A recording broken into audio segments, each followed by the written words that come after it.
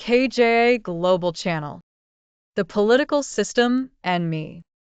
Series 2, How the System Enters Everyday Life. E08, My Work, Income, and Economic Freedom. Study hard, then get a job, then earn money, then build a life. But as I grew, I discovered that work is not only a personal journey of effort and discipline. Work is a political environment. Income is not only a reward for skill. Income is a product of rules. Economic freedom is not only the ability to buy and sell. It is the permission protected or denied by the system. Study hard, then work hard, then still struggle, then still fear, then still lose. Why do I work so much but remain poor? This subject reaches daily life before most people have language for it. Trace wages, job security, licensing, labor protection, and market opportunity back to political and economic rules rather than personal effort alone. Why does my wage shrink while prices rise? Why can some people get rich without creating value? Why do honest businesses suffer while corrupt businesses thrive? Why do connections matter more than competence? Why does my future feel like a treadmill? The answer, again and again, is not found only in individual choices. It is found in the political system. Because the political system does not merely govern elections. It governs the economy.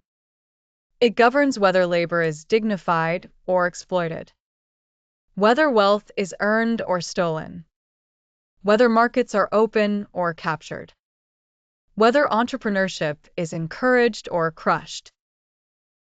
The system reveal is labor market and economic governance incentives. Work is where the system touches survival. Your salary is downstream of political design. In plain language, the hidden mechanism is labor market and economic governance incentives. Economies range from rewarding loyalty in dictatorship to protecting opportunity in federal democracy. An economy's moral test is whether it rewards integrity or punishes it. If the answer is no, then you do not have economic freedom, you have economic captivity. And captivity is not always chains.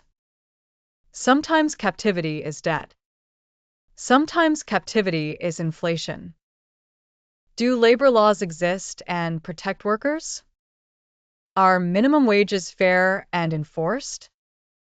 Are contracts respected? Are workplace safety standards real? The salary begins in institutions. Are labor departments competent? Can workers file complaints safely? Do courts enforce labor rights? The salary begins in markets. Fragile democracy is a transition. It can mature into a system where markets serve people, or collapse back into authoritarian control or chaos if institutions are not strengthened. A political system that ignores moral principles in economic design will produce a society where money becomes God and humans become tools. To understand work, income, and economic freedom, follow the rights chain. Right or legitimate interest. Law or constitutional rule. Responsible institution. Complaint or review. Hearing and evidence. Remedy. Enforcement. Each arrow asks a different accountability question. Who authorized the decision? Who had the duty to act? What record should exist? And what institution can correct failure? A broken outcome may begin far upstream. The visible harm can come from an unjust rule, an unfunded institution, a hidden record, a captured oversight body, or a remedy that exists only on paper. The chain prevents us from reducing a system failure to one personality. It identifies the point where law, capacity, evidence, oversight, or enforcement stopped working. When citizens and professionals can locate that break, criticism becomes more accurate and reform becomes more practical. For this episode, the principal mechanism is labor market and economic governance incentives. The production graphic must make every link readable on a phone screen and must label country-specific or proposed arrangements honestly. Under dictatorship, work, income, and economic freedom is shaped primarily by concentrated command. Information is restricted, institutions answer upward, and challenge may carry personal risk. In a fragile democracy, formal rules may exist while patronage, unequal capacity, corruption, politicization, or weak enforcement makes protection inconsistent. In a functioning federal democracy, authority is constitutionally distributed, common rights remain enforceable, and more than one institution can question, review, or correct harmful power. The label alone proves nothing. Actual performance must be tested. The viewer should compare who decides, how authority was obtained, whether records are public, whether affected people participate, and whether labor inspection and remedy is available in practice. A democratic answer to work, income, and economic freedom must be designed, funded, staffed, reviewed, and corrected. The minimum guardrails are 1. Fair and enforceable labor standards. 2. Safe and healthy workplaces. 3. Freedom of association and collective voice. 4. Non-discrimination and equal opportunity. 5. Labor inspection and remedy. These safeguards work as a system. A published rule without an independent reviewer can become theater. Oversight without records cannot see. Participation without safety can expose people. And a remedy without enforcement does not repair the harm. Global relevance. The institutional test for work, income, and economic freedom applies across political labels. Who decides? What limits power? What information is public? Who participates? And whether a real correction or remedy exists. Myanmar relevance. Use ordinary lived experience only where it clarifies the mechanism. Avoid turning Myanmar into dramatic background or implying that one national experience fits every society.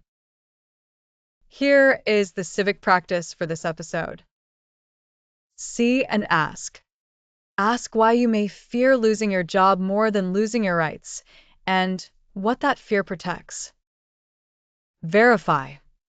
Examine one labor law, wage standard, license rule, employment contract, or market regulation. ACT. Map one livelihood problem to the rules, institution, incentive, and lawful remedy that shape it. Review. Record whether you can name the responsible institution, evidence, safeguard, or remedy, and one safe next step. Where public action is unsafe, complete the exercise privately and preserve no identifying information that could expose another person. Not at the speech. Not at the promise. Not at the propaganda. Because the economy is where the political system becomes bread, medicine, rent, school fees, transport fares, and the silent ability to sleep without fear of tomorrow's cost. In the next chapter, we will move from the economy to the most intimate space where political systems reveal their nature. Family safety and daily security, because a system that cannot protect homes cannot claim legitimacy. The principle to carry forward is this.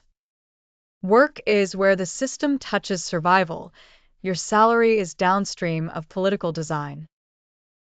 Ask yourself, what part of work, income, and economic freedom should I now examine more truthfully, safely, and precisely? The system is not only around us, it also lives in what we tolerate, practice, and build. In the next episode, we continue with my family, safety, and daily security. The system shapes our lives. Our participation shapes the system.